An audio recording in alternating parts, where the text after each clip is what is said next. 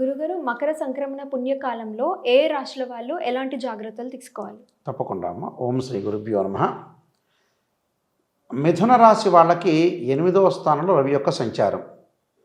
అంటే మకర సంక్రమణ పుణ్యకాలంలో ధనుస్సు రాశి నుంచి సూర్యభగవానుడు ఉత్తరాషాఢ నక్షత్రం ద్వితీయ పాద ప్రవేశంతో మకర రాశిలోకి ప్రవేశం జరుగుతుంటుంది. మకర సంక్రమణ పుణ్యకాలానికి ఏమిటంటే ప్రాధాన్యత, సహజంగా అన్ని గ్రహాలకి సంక్రమణం జరుగుతుంటుంది. సూర్యుడి యొక్క సంక్రమణం అని చాలా విశిష్టమైందని శాస్త్రం చెప్పబడింది. ఎందుకంటే 9 గ్రహాల యొక్క సంక్రమణం జరుగుతూ ఉంటుంది.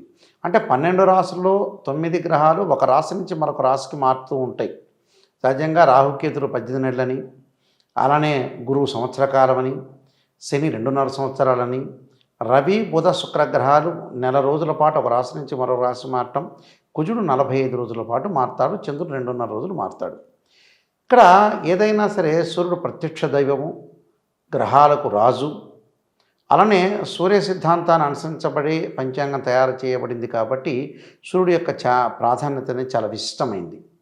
అంటే సూర్యుడు మేధాశక్తిని, ఆరోగ్యాన్ని, అలానే నరాలను యాక్టివేషన్ చేయడానికి, మానసికంగా ఆలోచనలు, శరీరం రుగ్మతలు, స్కిన్ సంబంధించిన ఎలర్జీలు తగ్గడానికి కూడా సూర్యభగవానుడు ఆధారం.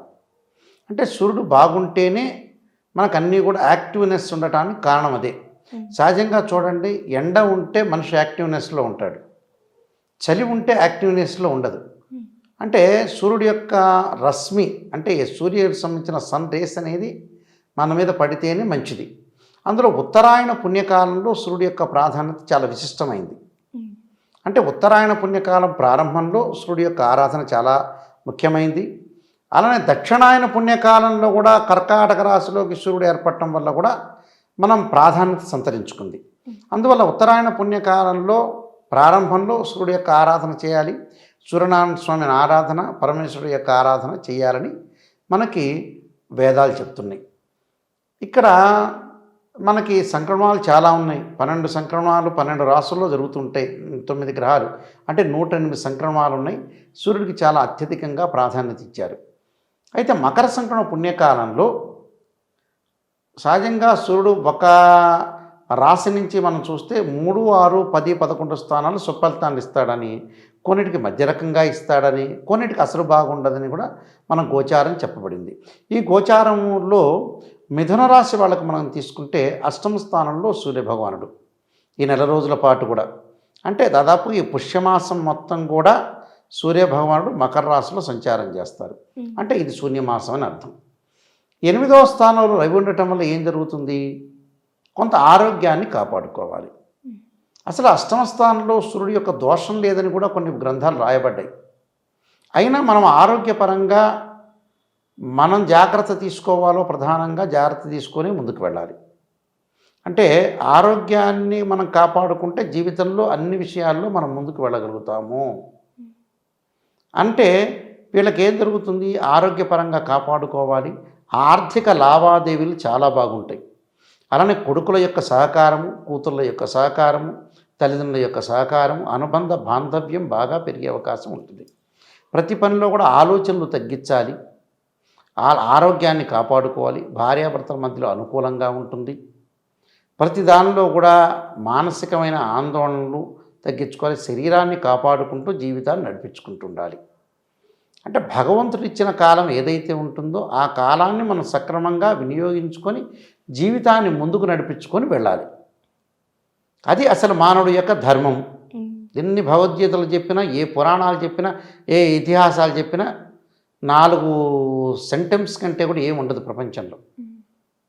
అయితే ఇక్కడ వ్యాపారపరంగా భాగస్వామ్య వ్యాపారం బాగా కలిసి వస్తుంది. వృత్తిపరంగా, ఉద్యోగపరంగా కూడా వీళ్ళకి అనుకూలమైన ఫలితాలు జరుగుతాయి. వివాహం కాని స్త్రీ పురుషులకు కూడా వివాహం జరిగే అవకాశాలు ఒకటి ఉన్నాయి. కానీ ఆరోగ్యపరంగా వీళ్ళు కాపాడుకొని ముందుకు వెళ్ళాలి. స్త్రీలకు అనుకూలమైన పనులు జరుగుతాయి. కానీ మానసికంగా ఆందోళన అతి శక్తిగా, అంటే మనకు మించిన శక్తిని మనం ఈ పని చేయాలి అనేది ఆలోచన చేయకూడదు. అంటే మనకు శక్తి లేదని మనం ఆ పని చేయలేం. కానీ ఆ పని చేయలేకపోతే అనవసరంగా వాటిల్లో వేలు పెట్టి అనవసరంగా మన అవమాన పాలు కాకుండా ఉండాలంటే ఆ పని చేయకపోవటమే మంచిది.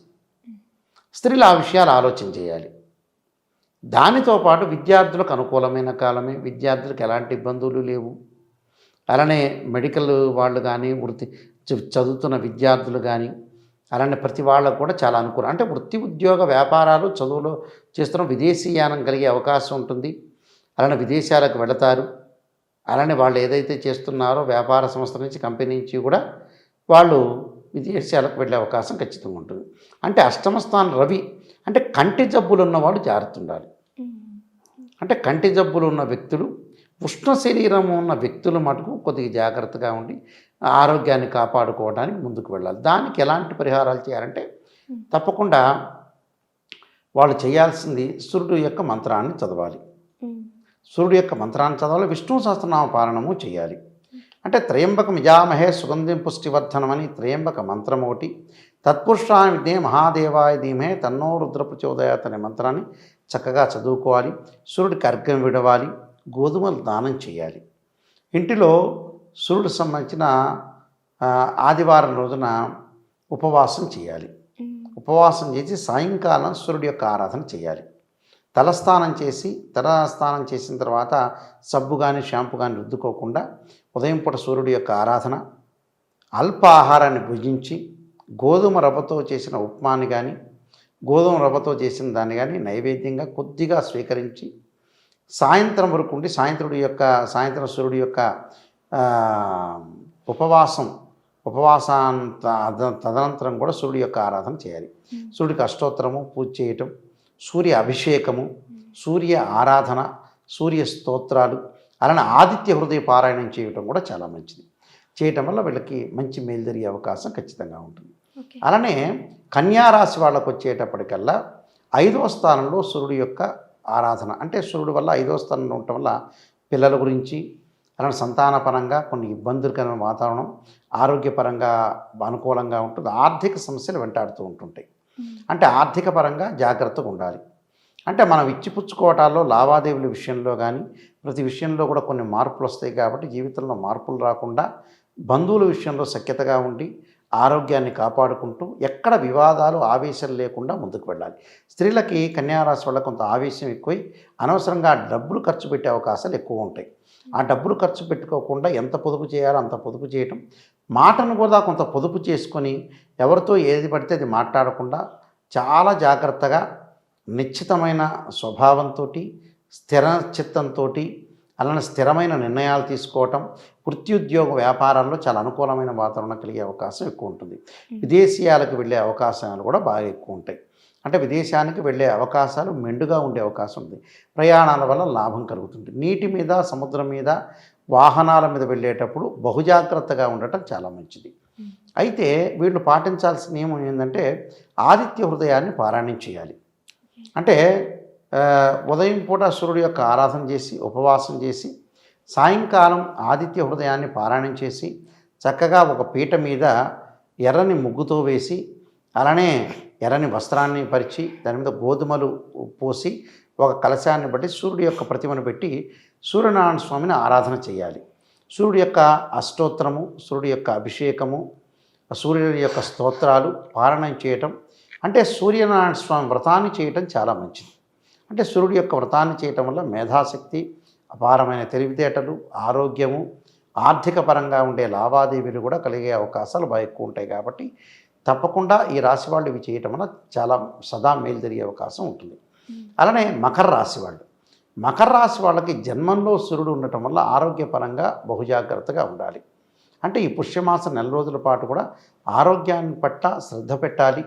అలాంటి చికాకులన్నీ కూడా తొలగించుకొని నవ్వుతూ ఆరోగ్యపరంగా కొన్ని విషయాలని ఆ విషయాలని కూడా గుర్తు తెచ్చుకోకుండా మనం వర్తమానం ఏంటంటే భవిష్యత్తు ఏమిటి అనేది ఆలోచన చేసుకొని ముందుకు వెళ్ళాలి. ఆర్థిక పరంగా లావాదేవీలు ఉంటాయి. భార్యాభర్తలు అనుకూలంగా ఉంటారు. పిల్లలతోటి కూడా చాలా సఖ్యతగా ఉండే అవకాశం ఉంటుంది.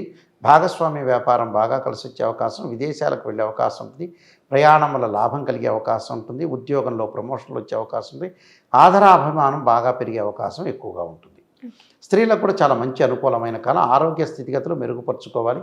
విద్యార్థులు కూడా మంచి విద్య వచ్చే అవకాశం ఉంది. వేరే వ్యాపకాలు తగ్గించుకొని ముందుకు వెళ్ళే అవకాశాలు ఖచ్చితంగా ఉంటాయి. అయితే వీళ్ళు ఆరాధన చేయాల్సిందంటే సూర్యనారాయణ స్వామి యొక్క వ్రతాన్ని పాటించాలి.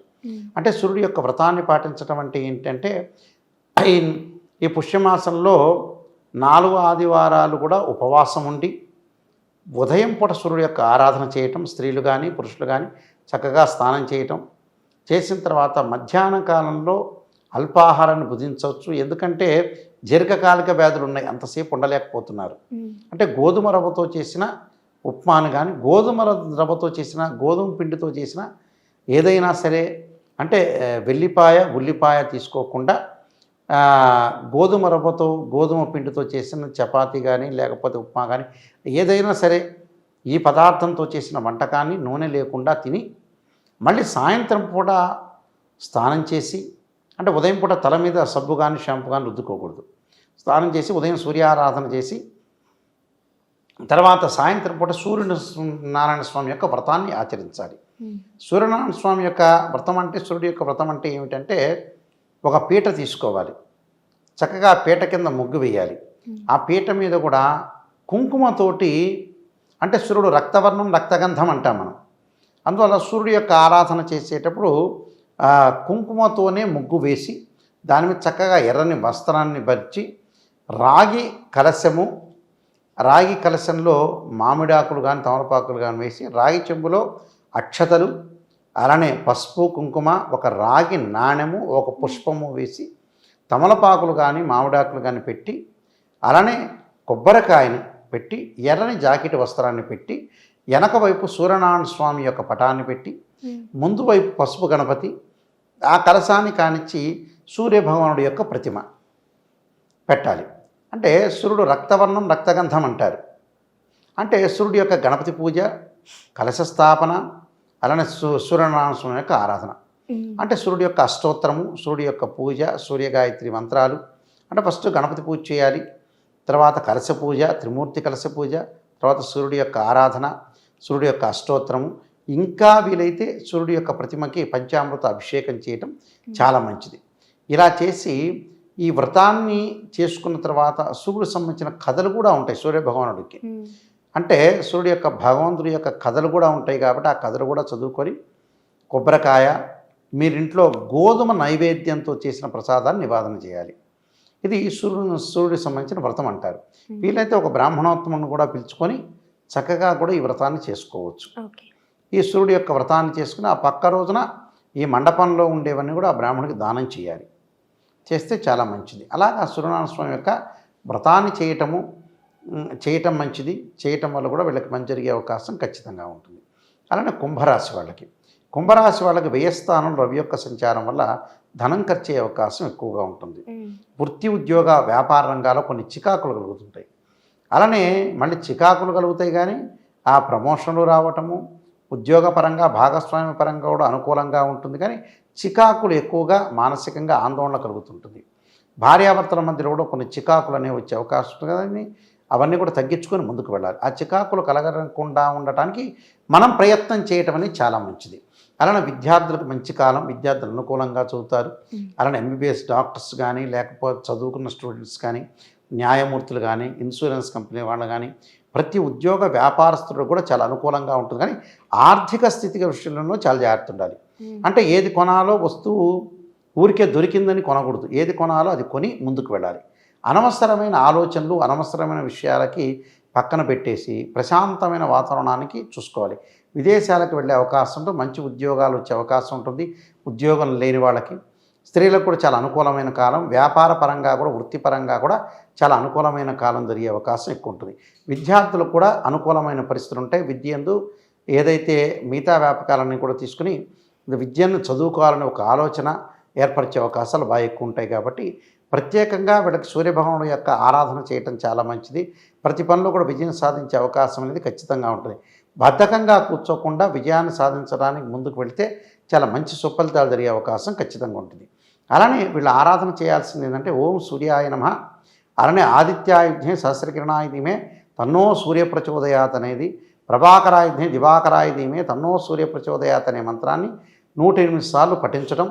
వీలైతే జిల్లేడు సమిధలు తీసుకొచ్చి ఈ 4 ఆదివారాలు ఒక చిన్న హోమగుండం తయారు చేసుకుని స్వచ్ఛమైన నెయ్యితో ఓం సూర్యాయ నమః సూర్యగ్రహాయ ఇదన్నమః, ఓం సూర్యాయ నమః సూర్యగ్రహ ఇదన్నోమ, ఓం ఆదిత్యాయ నమ ఆదిత్యాయ ఇదన్నోమ అనుకుంటూ 108 సార్లు హోమం చేయటం వల్ల చాలా మంచి జరిగే అవకాశం ఉంటుంది. దానికి ఆ హోమానికి కూడా గోధుమ ప్రసాదంతో చేసిన నైవేద్యం పెట్టడం వల్ల సూర్యుడికి ప్రీతికరం కాబట్టి గోధుమ నైవేద్యం పెట్టడం వల్ల కూడా వీళ్ళకి మంచి శుభాలు జరిగే అవకాశం ఎక్కువ ఉంటుంది. విద్యార్థులకు కూడా మంచి అనుకూలమైన కాలం. ఇవన్నీ కూడా పాటించడం వల్ల సూర్యుడి యొక్క ఆరాధన వల్ల మనకి మంచి సుఫలితాలు జరిగే అవకాశం అనేది ఖచ్చితంగా ఉంటుంది. చాలా చక్కగా చెప్పారు గురుగారు. ధన్యవాదాలు. నమస్కారం.